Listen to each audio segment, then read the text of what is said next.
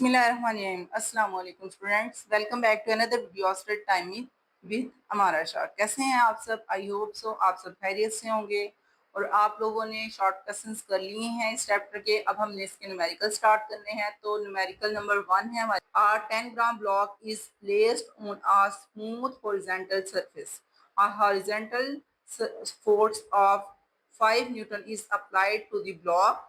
Find the acceleration produced in a body and the velocity of a block after 5 second. हमें जो है ना, यहाँ पे हमें एक एक्सपेरिमेंट दिया गया है, वो इस तरह है कि आपने कोई हॉरिजॉन्टल सरफेस लिया, जैसे ये हमारे पास बुक है, इसके ऊपर आपने एक ब्लॉक रख दिया है, ठीक है, और इसके ऊपर हॉरिजॉन्टली फोर्स लगाई जा रही है। वो हॉरिजॉन्टल फोर्स कैसे लग रही होगी कि आपने जो है ना वो नीचे उसको धागे के साथ बांध के नीचे जो है टेबल की साइड पे जो है नीचे वाली साइड पे आपने कोई ब्लॉक लटका दिया, ठीक है, जैसे आपने यहाँ पे किया था। मैं आपको दिखाती हूँ।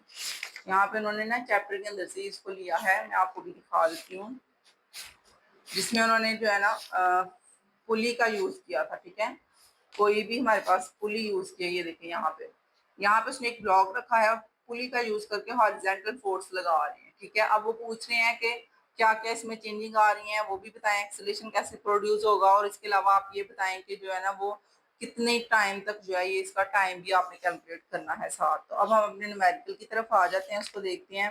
उसने टाइम भी बोला 5 सेकेंड के बाद लास्ट क्या हो जाएगी उसकी, और एक्सेलरेशन भी पूछा है उसने कि कितना एक्सेलरेशन इसमें पैदा होगा। तो करते हैं इस क्वेश्चन को। सबसे पहले हमें गिवन डेटा राइट करना है, फिर टू फाइंड और फिर सोल्यूशन। तो आप लोगों को क्वेश्चन को देख के समझना पड़ेगा इसमें गिवन डेटा क्या है। तो फर्स्ट ऑफ ऑल इसमें गिवन डेटा हमें 10 किलोग्राम का जो है वो ब्लॉक दिया गया है, जिसका मतलब है वो है मैस हमारे पास, ठीक है। तो ये एम की वैल्यू होगी 10 किलोग्राम। उसके बाद उसने टाइम दिया है, हमें कितना दिया था टाइम, उसने 5 सेकेंड। ये देखें नीचे 5 सेकेंड टाइम लिखा जाएगा। साथ में उसने ये फोर्स दी थी जो हमें, जो हॉरिजॉन्टल फोर्स लग रही है एफ, वो 5 न्यूटन है, ओके। और साथ में उसने इतना बता दिया था कि शुरू में जो ब्लॉक है वो रेस्ट की हालत में है, ठीक है। 10 न्यूटन का ब्लॉक उसने स्मूथ सरफेस के ऊपर रख दिया है, बाद में उसने फोर्स लगाई। इसका मतलब है शुरू में वो रेस्ट की हालत में था, तो हम लिखेंगे इनिशियल वेलोसिटी इसकी 0 है, ओके। तो इनिशियल वेलोसिटी 0 लिख देंगे हम। फाइनल वेलोसिटी हमने फाइंड करनी है, जो उसने पूछा एक्सीलरेशन वाला। फाइनल वेलोसिटी और साथ हमने फाइंड क्या करना है, हमने फाइंड करना है कि जो उसकी क्या है चेंज क्या हो रहा है हमारे पास, एक्सीलरेशन क्या कैसे प्रोड्यूस हुआ, ठीक है।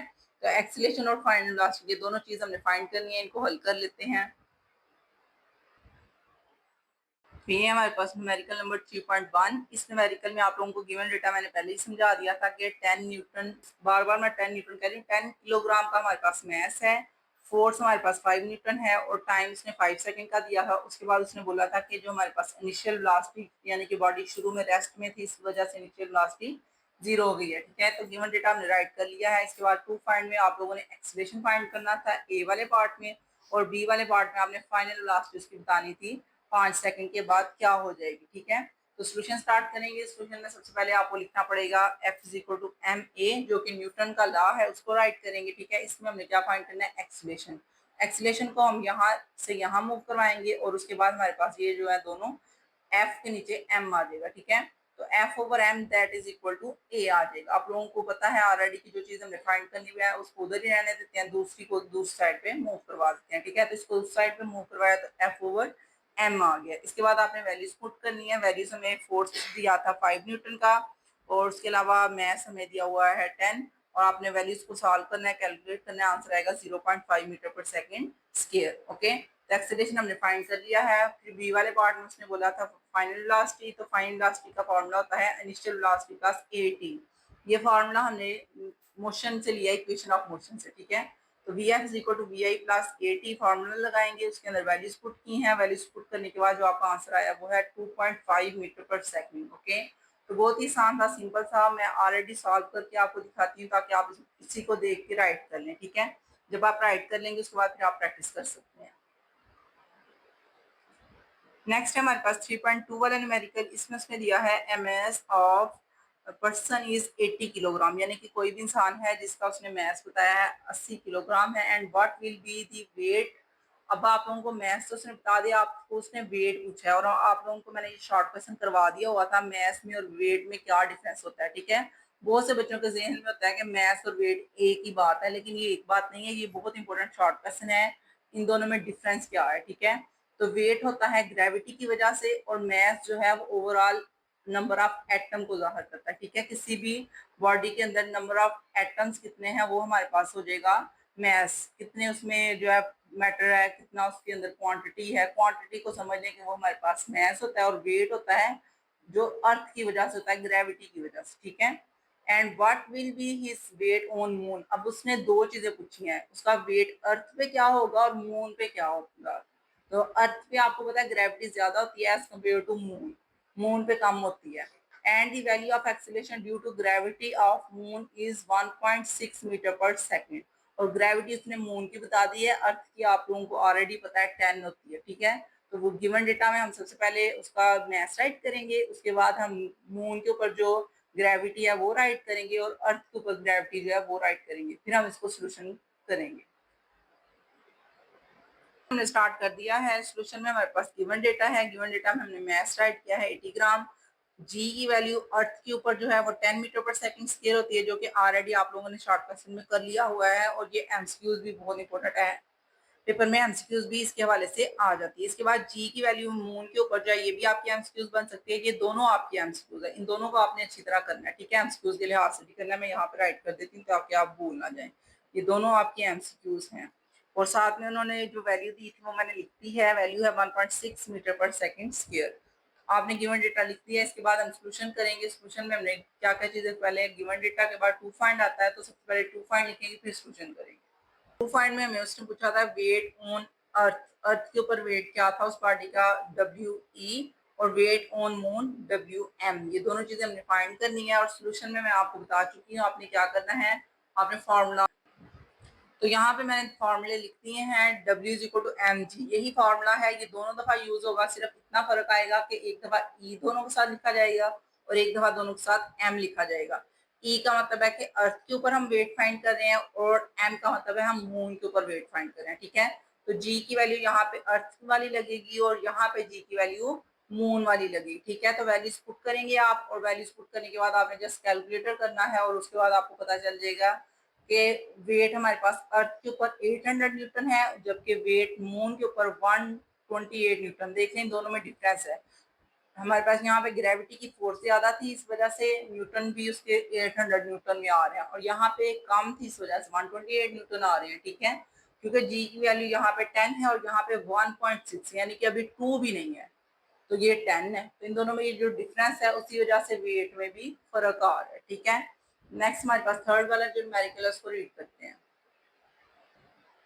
न्यूमेरिकल नंबर 3 है हमारे पास, जिसमें उसने गिवन डेटा में दिया है what force is required to increase the velocity of 800 kilogram car from 10 meter per second to 30 meter per second in 10 seconds. तो यहाँ पे सबसे पहले तो आप लोगों को किसी भी कार का जो है वो मैस बता दिया है, वो 800 किलोग्राम है, साथ में उन्होंने वेलोसिटीज बताई हैं वी आई और वी एफ, यानी कि इनिशियल वेलोसिटी और फाइनल वेलोसिटी, और साथ में टाइम।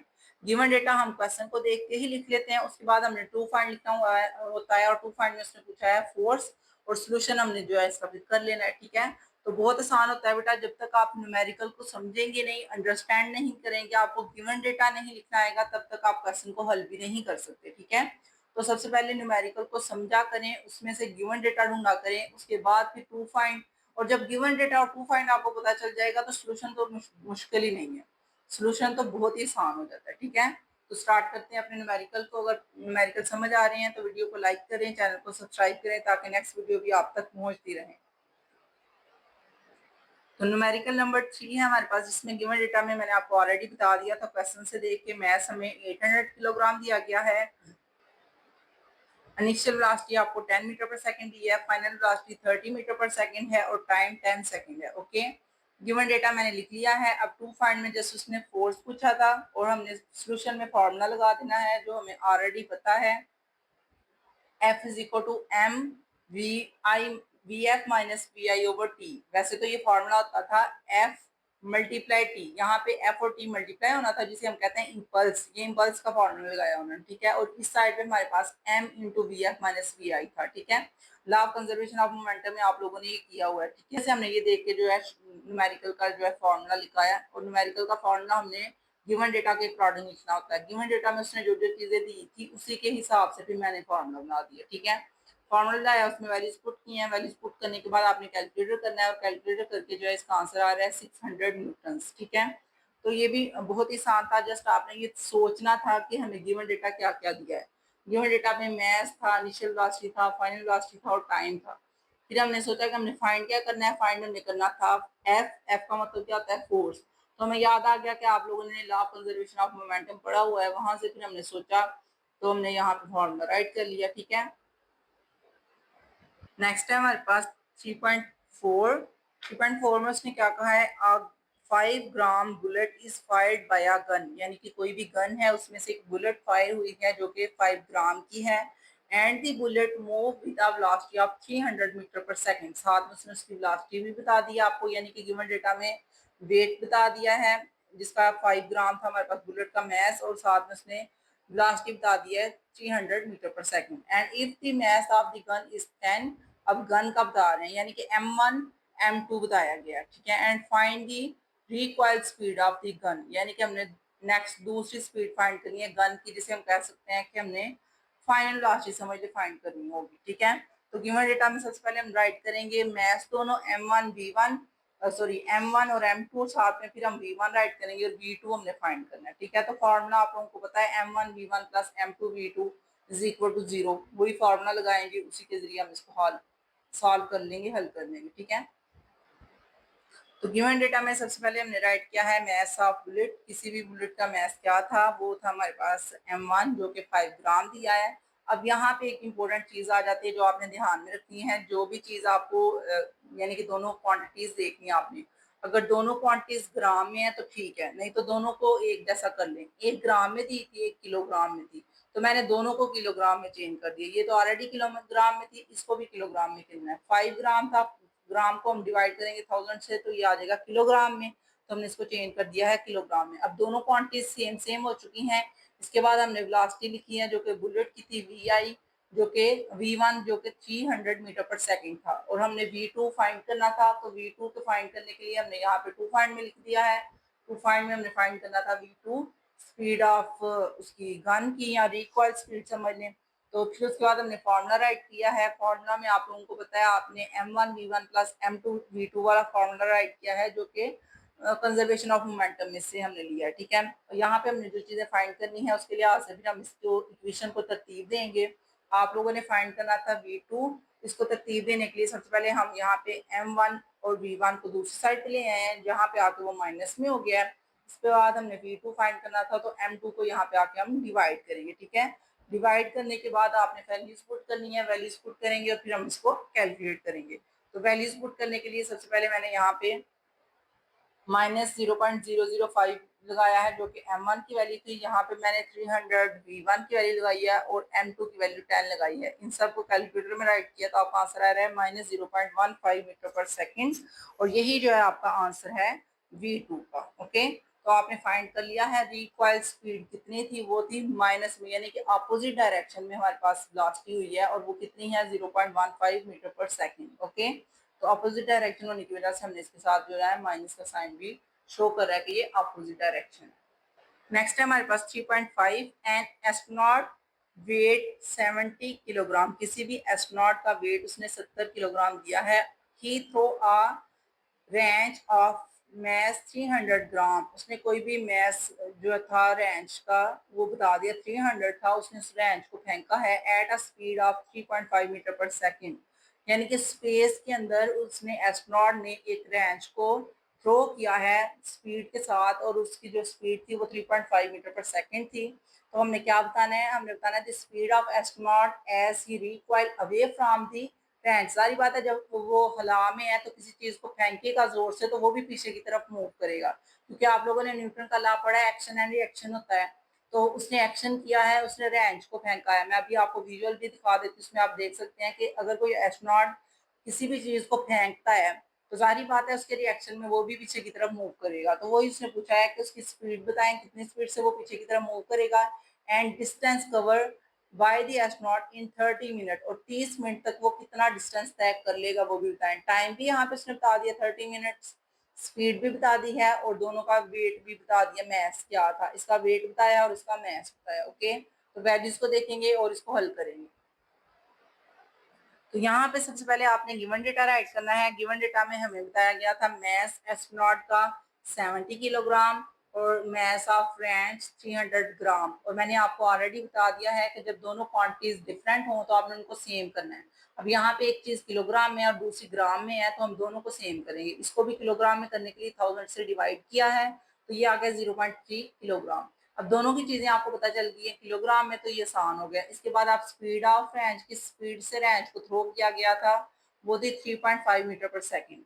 यानी कि यहाँ पे रेंज की स्पीड बताई गई है, इसलिए हम इसको v2 कह रहे हैं। क्योंकि हमने ये इसका मैस भी m2 रखा था, तो हम इसकी वेलोसिटी भी v2 रखेंगे। ठीक है, तो हम v1 जो है हम फाइंड करेंगे। टाइम उसने 30 मिनट्स दिया था, मिनट्स को हम चेंज करेंगे सेकंड में, मल्टीप्लाई करके 60 से, तो ये सेकंड आ गया 1800 सेकंड। ओके, इसके बाद आपने सोल्यूशन में जो जो चीजें करनी है, टू फाइंड में तो आपको नजर आ रहा है हमने v1 और s फाइंड करना है। सोल्यूशन में आप वही फॉर्मूला लगाएंगे जो ऑलरेडी आपने प्रीवियस लगाया है, m1 v1 plus m2 v2 वाला। ठीक है, ये वही फॉर्मूला गेन रखा है, इसमें आपने वैल्यूज पुट करनी है और वैल्यूज पुट करके आपने v1 फाइंड करना है। सबसे पहले इसको रीअरेंज करेंगे। यहाँ पे हमने ये फाइंड करना था, इसलिए इसको दूसरी साइड पे ले जाएंगे, माइनस m2 v2, और जो चीज आपने फाइंड करनी है वो है v1, तो इसको इधर ही रहने दें। m2 m1 को आके यहाँ पे डिवाइड करें। डिवाइड कर देंगे, तो डिवाइड करने के बाद अब आपके लिए इजी हो गया, आपने जस्ट वैल्यूज पुट करनी है और वैल्यूज पुट करके आपने इसको हल कर लेना है। ठीक है, यहाँ पे मैंने वैल्यूज पुट की हैं 0.3 और साथ में 3.5, मल्टीप्लाई करेंगे, कैलकुलेटर करेंगे और इसका आंसर आ रहा है -0.015 मीटर पर सेकेंड। ठीक है, और इसको आपने जो कन्वर्ट करना है साइंटिफिक में, क्योंकि यहाँ पे पहले जीरो लगे हुए हैं तो पॉइंट को इधर मूव करवाएंगे, तो ये आ जाएगा 1.5 metre 10⁻⁻² metre per second. Okay, और इसके बी वाले पार्ट में उसने डिस्टेंस भी पूछा था कि डिस्टेंस कितना तय करेगा वो जो एस्ट्रोनॉट है 30 मिनट तक। तो हमने यहाँ पे फॉर्मूला लगाया S is equal to v1 multiply T. Time आपको पता है हमने सेकंड में कन्वर्ट किया था, तो 1800 सेकंड आए थे। 1800 को मल्टीप्लाई करेंगे 0.015 से, जो आपने अभी लास्ट फाइंड किया उसके साथ, तो आंसर आ जाएगा 27 मीटर्स। इतना डिस्टेंस जो है वो एस्ट्रोनॉट कवर करेगा 30 मिनट तक। ओके, न्यूमेरिकल नंबर 6 है हमारे पास, जिसमें उसने बताया कोई भी ट्रेन है जो कि सामान लेके जा रही है, खाने पीने का सामान है उसमें। ठीक है, गुड्स कहते हैं खाने के सामान को, उसने मूव किया है। तो जाहिर बात है आप लोगों को गिवन डेटा में वही चीजें बताई जाएंगी कि एक ट्रेन है जिसका इतना वजन है, यानी कि 6.5 × 10⁻³ किलोग्राम। उसने जो है मोशन किया है, मूव किया है with velocity of 0.8 metre per second.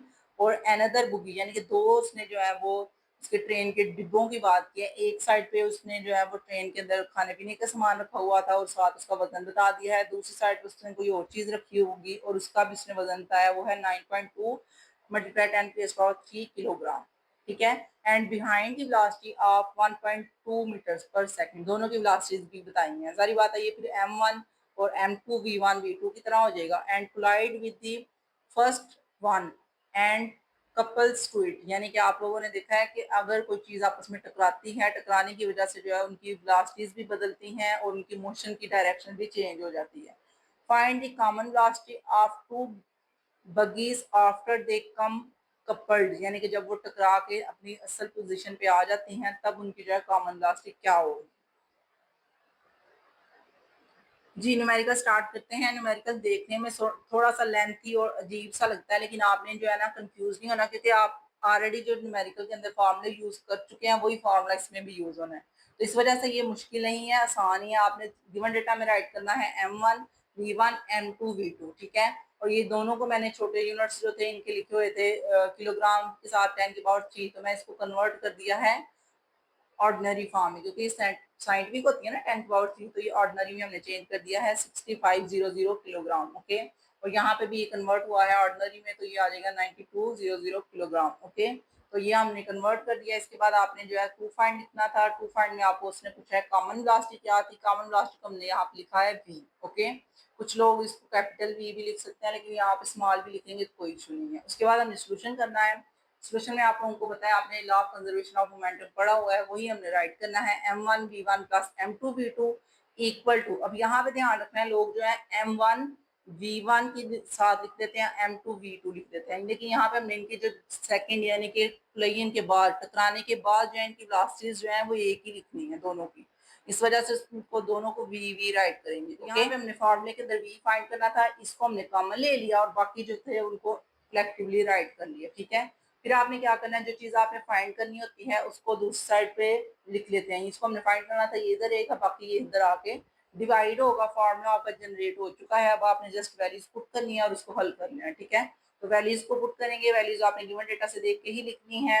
m1 की वैल्यू लिखेंगे, v1 की लिखेंगे, m2 और v2 की, और नीचे भी वैल्यूज पुट करेंगे और इसका आंसर आएगा 1.03 मीटर पर सेकंड। ओके, तो यही वो वेलोसिटी है जो बाद में उनकी हो गई है, दोनों उनके ट्रेन के दोनों डिब्बों की। ओके, 3.7 वाला न्यूमेरिकल है हमारे पास। A cycle is weighing 55 kilogram, right a bicycle of mass 5 kilogram. दो आप लोगों जो है चीजें यहाँ पे यूज करें, एक तो है हमारे पास अ साइकिलिस्ट, यानी कि कोई भी इंसान जो है वो उसकी बता रहे हैं, वो 55 उसका वेट है, और जो बाईसाइकिल है उसका उसने बता दिया 5 है। उसके बाद उसने कहा है ही स्टार्ट फ्रॉम रेस्ट। तो जारी बात है, जब कोई भी चीज रेस्ट की हालत से स्टार्ट होती है तो इनिशियल वेलोसिटी 0 होती है। And applies a force of 90 Newton, तो एफ भी उसने बता दिया 90 न्यूटन है, और 8 सेकंड यानी कि टाइम भी बताया। गिवन डेटा आपको ऊपर वाली दोनों लाइनों से ही सारा मिल रहा है। उसके बाद उसने कहा है then he continues a constant speed for another 8 second, और फिर 8 सेकंड के लिए कांस्टेंट स्पीड के साथ एक्सीलरेट करता रहा है। Calculate the total distance travelled by a cyclist, यानी कि उस इंसान ने कितना सफर टोटल तय किया है, कितना डिस्टेंस, उसको हमने बताना है। ठीक है, तो ये आपका हो जाएगा टू फाइंड। तो गिवन डेटा आप ऊपर से देख के लिख लेंगे, टू फाइंड में आपने ये फाइंड करना है कि डिस्टेंस कितना उसने कवर किया है। तो यहाँ पे हमने गिवन डेटा राइट कर लिया है m1 m2, और टोटल मैथ उसने m1 प्लस m2 कर लिया है, क्योंकि कलेक्टिवली यहाँ पे हम बात करेंगे मैथ्स की, क्योंकि जो भी इंसान है उसने बाईसाइकिल के ऊपर बैठ के फिर उसको चलाना है, इस वजह से हम दोनों को प्लस कर लेंगे तो 60 किलोग्राम अब ये टोटल वेट हो गया है किसी भी बाइक बाइक का भी और साथ में उसके ऊपर बैठे हुए इंसान का भी। ठीक है, उसके बाद उसने बताया था हमारे पास इनिशियल वेलोसिटी जो है वो रेस्ट की हालत में था, इस वजह से हम 0 लेंगे, और फोर्स उसने 90 न्यूटन दी थी। टाइम शुरू में उसने 8 सेकंड कहा था और बाद में भी 8 सेकंड ही कहा है, लेकिन इन दोनों का नाम अलग अलग रखेंगे, T1 और T2। ठीक है, इनको एक ही नहीं आपने समझा, उसने 2 दफा टाइम बताया, इस वजह से T1 और T2 होगा। इसके बाद नेक्स्ट है हमारे पास टू फाइंड में आपने टोटल डिस्टेंस फाइंड करना होता है, कितना जो है उसने टोटल डिस्टेंस तय किया था, तो वो एस हो जाएगा। इसके बाद आपने सोल्यूशन देखना है, तो सोल्यूशन में आप लोगों को पता है आप लोगों ने फार्मूला अप्लाई करना है। तो फार्मूले में यहाँ से सबसे पहले हम फाइंड करेंगे एक्सीलरेशन, फिर हमने जो है वो फाइनल वेलोसिटी फाइंड करनी है, उसके बाद ही हम जो है वो नेक्स्ट क्वेश्चन को हल करेंगे। ठीक है, क्योंकि आप लोगों को सबसे पहले ये पता होना चाहिए कि एक्सेलेरेशन कितना था उस गाड़ी का, उस बाईसाइकिल का। ठीक है, तो एक्सेलेरेशन के लिए आपको एफ ओवर एम करना पड़ेगा। एफ हमारे पास फोर्स थी जो 90 न्यूटन, और एम होगा हमारे पास 6 थी जो कलेक्टिवली। तो एक्सेलेरेशन उस गाड़ी का, उस बाइक का क्या था, 1.5 मीटर पर सेकंड। साथ आपने फाइनल वेलोसिटी फाइंड करनी है कि कितनी फाइनल उसकी वेलोसिटी थी। इनिशियल तो हमें ऑलरेडी पता है 0, तो फाइनल के लिए हमने ये फार्मूला अप्लाई किया। फार्मूला अप्लाई करने के बाद जो है वो 12 मीटर पर सेकंड इसकी जो है फाइनल वेलोसिटी हमें पता चली है। ठीक है, अब आपने डिस्टेंस फाइंड करना है S1।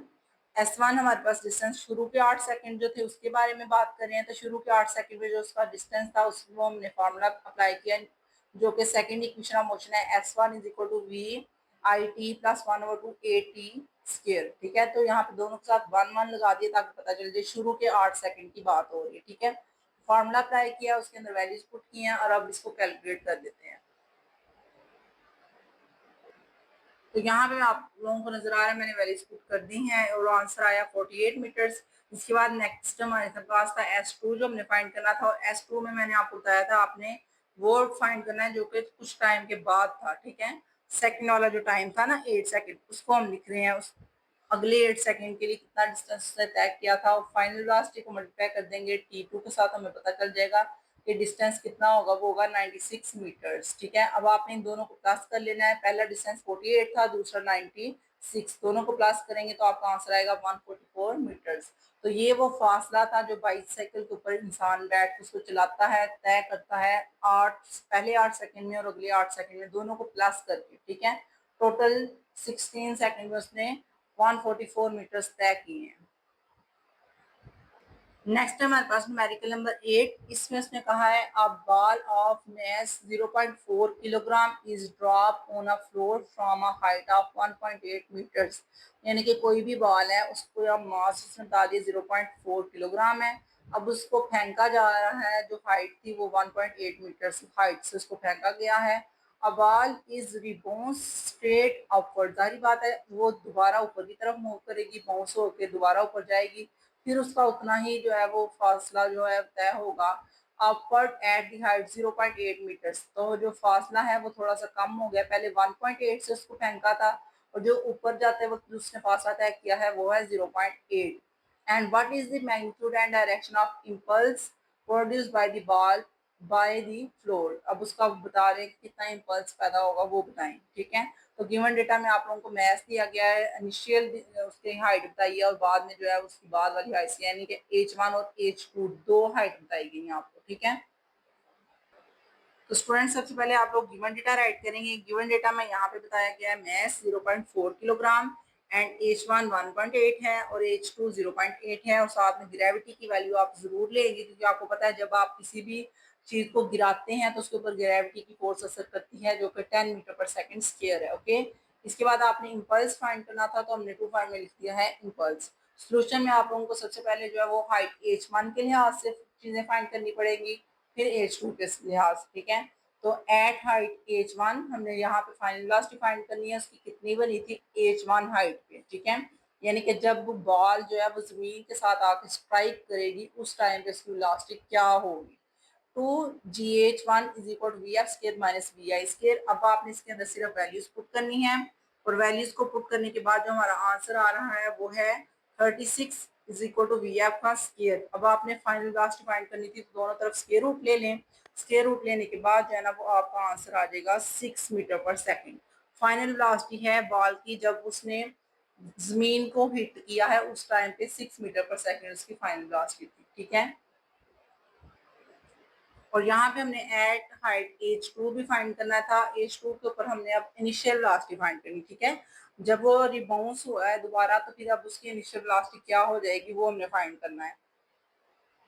2gh2 is equal to V F square. अब दोनों के ऊपर हमने डैश लगाया, ठीक है। V F square minus V I square, values को पुट करेंगे। वैल्यूज पुट करने के बाद जो है वो हमें आंसर पता चल रहा है 4 आ रहा है, ठीक है। 4 आया है, ये जो आंसर है इनिशियल वेलोसिटी का 4 आ चुका है, ठीक है। यहाँ पे स्केयर इसको खत्म करेंगे, 4 आ गया है क्योंकि हमने स्केयर रूट लेने के बाद माइनस कट किया है और स्केयर रूट लेने के बाद बता रहे हैं कि 4 आंसर आ रहा है। इसके बाद आपने डेल वी फाइंड करना है जो कि चेंज को शो कर रहा है, final velocity minus initial velocity, ठीक है। फाइनल वेलोसिटी हमने 6 निकाली थी और इनिशियल वेलोसिटी हमारी 4 निकली है और साथ में इसने माइनस लगाया हुआ है क्योंकि डायरेक्शन बदल गई थी, इस वजह से माइनस आया। ओके, तो -4 आया है क्योंकि डायरेक्शन चेंज हुई है, माइनस माइनस प्लस होगा और 6 और 4 आ जाएगा 10। तो डेल वी हमारे पास 10 मीटर पर सेकंड आएगा। अब आपने इम्पल्स फाइंड करना है, तो इम्पल्स का फॉर्मूला आपको पता होता है m मल्टीप्लाई डेल वी। तो m के साथ डेल वी को मल्टीप्लाई करेंगे तो 4 न्यूटन सेकंड हमारे पास इम्पल्स आएगा। और ये जो न्यूटन सेकंड इसका यूनिट है ये आपने जरूर लगाना है क्योंकि ये आपको एमसीक्यूज में भी पूछा जा सकता है कि इम्पल्स का यूनिट क्या होता है, ठीक है। तो ये आपने जरूर बताना है ताकि आपको क्वेश्चन अच्छी तरह हल हो जाए और आपको पूरे नंबर मिल जाए। ओके, तो अभी तक आपको वीडियो की समझ आ रही है तो वीडियो को लाइक करें, चैनल को सब्सक्राइब करें ताकि मेरी तमाम नई आने वाली वीडियोस भी आप तक पहुंचती रहें। नेक्स्ट हमारा सिर्फ लास्ट न्यूमेरिकल रह गया है, फिर इस वीडियो को एंड करेंगे। तो ये हमारे पास लास्ट वाला numerical, two ball of masses 0.2 kilogram and 0.4 kilogram, यानी कि दो मैसेज हैं M1 और M2 एंड उसने उसकी मोशन बताई है टुवर्ड ईच अदर, यानी कि दोनों एक दूसरे की तरफ मूव करते हुए आ रहे हैं। पहले की वेलोसिटी 20 मीटर पर सेकंड है, दूसरे की 5 मीटर पर सेकंड है। After collision the velocity of 0.2 kilogram ball become 6 metre per second. अब टकराने के बाद जो था ना, जो दूसरा बॉल था, पहला जो बॉल था उसकी 6 मीटर पर सेकंड वेलोसिटी आ गई है। And what will be the velocity of 0.4 kilogram ball, second वाले बॉल की वेलोसिटी क्या हो जाएगी, कितनी चेंज होगी वो बताएं, ठीक है। तो ये भी वही है, वैसे ये आपको law of conservation of momentum को ही यूज करना पड़ेगा यहाँ पे भी। तो गिवन डेटा में सबसे पहले आपको मैथ राइट करना पड़ेगा M1 M2 और पहले बाल को 0.2 किलोग्राम का है, दूसरा बाल जो है वो हमारे पास M2। यहाँ पे मुझे लगता है मैंने मिस्टेक कर दी है, 0.2 क्यों राइट किया है, जरा मैं इसको चेक कर लेती हूँ। जी, पहले बाल का जो हमारे पास मास है वो 0.2 है और दूसरे का 0.4 है। इसके बाद V1 और V2 की वैल्यूज़ राइट करेंगे। V1 20 है, V2 5 है और साथ में उसने माइनस लगाया हुआ है, नेगेटिव है इसकी डायरेक्शन। इसके बाद V1 dash 60 metre per second टकराने के बाद की बात की जा रही है और ये जो V2 डैश है वो हमें नहीं पता, यानी कि इसकी वेलोसिटी टकराने के बाद कितनी हुई है वही हमें फाइंड करनी है। मैंने यहाँ पे law of conservation of momentum apply कर दिया है। m1 v1 plus m2 v2 is equal to m1 v1 dash plus m2 v2 dash. अब आपने जस्ट वैल्यूज पुट करनी है और क्वेश्चन को हल करना है। हमने यहाँ पे v2 फाइंड करना था तो इसको सबसे पहले दूसरी साइड पे जाकर माइनस करेंगे, उसके बाद m2 को इसके नीचे डिवाइड करेंगे। तो यहाँ पे आप हमको फार्मूला नजर आ रहा है, मैंने रीजनरेट कर लिया है उसको। और अब आपने जो है v2 फाइंड करना था तो इस वजह से हम वैल्यूज को पुट करेंगे।